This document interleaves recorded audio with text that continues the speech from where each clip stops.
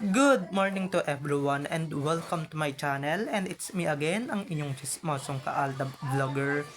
Gusto ko munang magpasalamat sa inyong lahat sa mga walang sawa na tumatakilik, nanonood, sumusuport at sumusubaybay ng mga content ko here on my YouTube channel. So wag ninyong babaktawan o lalaktawan tong ating content ngayong araw. I'm sure na hindi ninyo pagsisisihan na pinanood nyo ito mula umpisa hanggang hulihan, and syempre wag kayong mag-i-skip ng segment, okay? Buuin nyo to, start to finish, and don't forget to share this video. So, ito na, dumako na tayo sa ating main topic for today's video. Tapos na kaya ang pinapagawang bahay ng Atayde family? Kasi 'di ba may pinagyayabang sila, may bago silang bahay or may bago silang property. So, eto na guys, watch this. Mamaya ipapaliwanag sa inyo ng buong. So, eto na guys, watch this. At kung nakita nyo na ngayong recaps, once again si Titi o sa mga admins, dumako na tayo sa ating main topic for today's video. Gaya nga ng sinabi ko kanina, gawa na kaya yung bahay na pinapagawa ni Sylvia Sanchez ng pamilya Atayde. Tapos na kaya yung pinapagawa nilang bahay na pinagyabang pa nila, 'di ba? Tapos biglang pumutok ang ganitong bagay, yung flood control project, 'di ba? Tapos na kaya yun ngayon para naman makalipat na yung mga kababayan nating ninakawan nila, 'di ba? Para makalipat naman at mananasad din naman nila yung tumira dyan sa magagarang bahay, kasi 'di ba sila ang nagpagod, sila yung nagtrabaho, sila yung nagkayod kalabaw para lang dyan sa pesteng bahay na yan, no, na pinagawa ni Sylvia, at inakaw lang naman ng anak niya. So kaya pwede din naman magbakasyon yung mga kapwa natin Pilipino na ninakawan nila ng kaban, na ito nga naman ito nga naman ang dahilan kung ba't sila naghihirap ngayon, or ba't naghihirap yung mga kapwa natin Pilipino, 'di ba? Baka pwede din naman magbakasyon diyan, 'di ba? Wag naman kayong maramot. O kaya pwede din naman sigurong makasakay sa yate na talagang sila din naman talaga ang may ambag. Yung mga Pilipino din naman yung may ambag, dahil lahat ng mga kinita nila na binulsa ninyo diyan na punta sa mga properties na wala namang kapalarakan, 'di ba? Wala namang katuturan, wala namang katuturan na properties. So baka pwede nyo naman silang patirahin, pwede nyo naman silang pasakayin. Although pati sa chopper, 'di ba, pwede nyo din silang pasakayin, pati dun sa bahay nung sisterette nung bakla dyan, pwede nyo naman din sila patirahin. Hindi yung, 'di ba, hindi yung swapang kayo, ganid kayo na talagang kayo lang naman ang gustong tumira, or kayo lang talaga ang may karapatan tumira sa mga bahay na hindi nyo naman talaga pinagpaguran. Or baka 'di ba, pwede nyo naman o kaya pwede nyo naman din talagang iparanas yung ref na iparanas yung ref na kayo din naman, sila din naman talaga yung may ambag, 'di ba? Isa din naman sila sa dahilan kung ba't kayo nagkaroon ng malaking ref, 'di ba? Baka pwede nyo naman din talaga iparanas sa kanila yung uminom ng malamig na tubig sa mga kababayan natin na nananakawan ninyo, 'di ba? Uminom ng juice na malamig, 'di ba?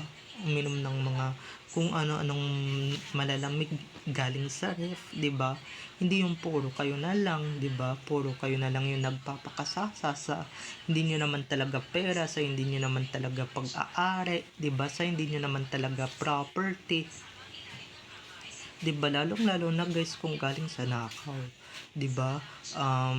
Dahil sila yung nagpagod, yung mga kababayan nating Pilipino, mga kapwa nating Pilipino dito, yung mga kapwa natin, kababayan natin, mga constituents natin na Pilipino, sila'y nagpapagod, ha? Sila yung gumigising ng madaling araw, yung mga call center agents, sila yung mga hardworking nating kasambahay, sila yung mga hardworking nating mga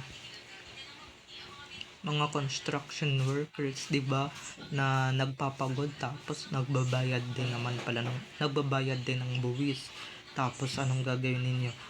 'Di ba, ninanakawan ninyo, ah, um, hinaharbat ninyo yung mga kinikita nila. Lalong-lalo na yung mga influencers na YouTubers na may buwis na ngayon, 'di ba? Talagang nanakawan niya din naman sila. So, huwag kayong malinis, 'di ba? Huwag kayong mag magkunwari, okay, ng bonggang-bongga. Kaya, 'di ba? Kaya, kahit konti lang, kahit ganito lang naman, kahit kahit kahit ganito lang, okay, kahit ganito lang, 'di ba?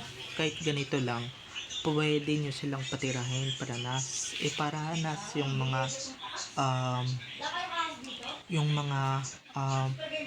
mga tinitirahan ninyo, yung mga sinasakyan ninyo na chopper,